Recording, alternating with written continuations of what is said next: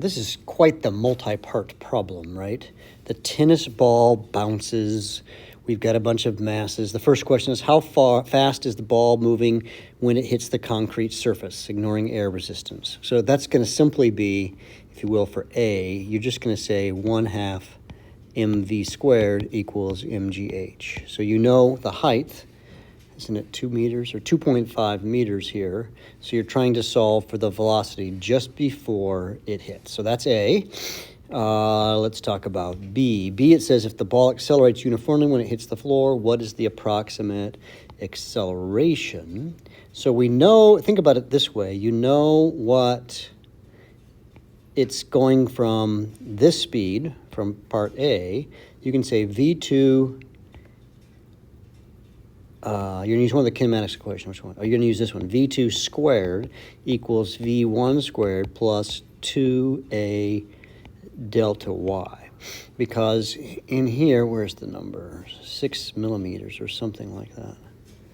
It's going to compress a very, very small amount. Somewhere here, 6 millimeters. So that's you're trying to find A, right? Yeah, because you know that it's compressing 6 millimeters. The final velocity, it's going from this speed, V1, which you got in part A, to 0. And then you'll solve for A. By the way, it's a very, very big number. All right? Let's look at question C. Question C says, what is the ball's kinetic energy just before the bounce is less than before the bounce, and what form does the energy end up? Actually, I think you can answer that question. Where does energy go when you do that? And then this is question D. In question D, it says, by what fraction does the kinetic energy decrease? And so you've got to find the kinetic energy before, K before, and you know that's, of course, 1/2 mv squared. We know the V again from right here, and that's how much it is before. And then you want to do the K after. Now, to do the K after, I had to find the velocity up, V up, because we knew that it bounced 1.4 meters per second squared. So again, I did 1/2 mv squared is equal to mgh. Now, this h is not 2.5 anymore, but 1.4, and you're trying to solve for the velocity. Once you know that velocity, you'll do 1/2 m and then v from over here squared.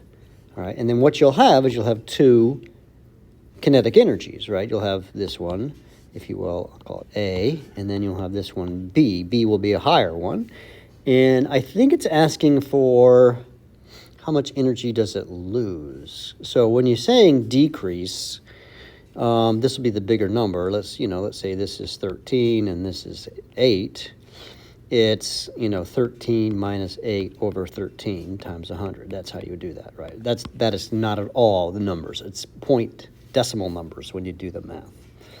And then lastly, question E, when the tennis ball bounces from a racket, the ball, 30% of its kinetic energy, hits a racket, what will be the rebound speed?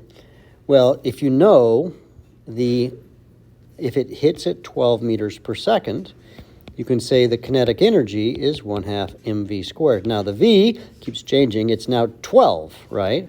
So you can find the total number of joules. And then what you want to do is figure out it's going to lose 30%. So I took 70% or multiplied by 0.70, and I got another number of joules, a smaller number of joules. And then you reset that equal to 1/2 mv squared, and you solve for the V. So once you know this times 0.7, do some math. They've got the weight of the ball. Again, watch this. These are in grams. You got to convert to kilograms, and you'll solve for the velocity. It's a very involved question.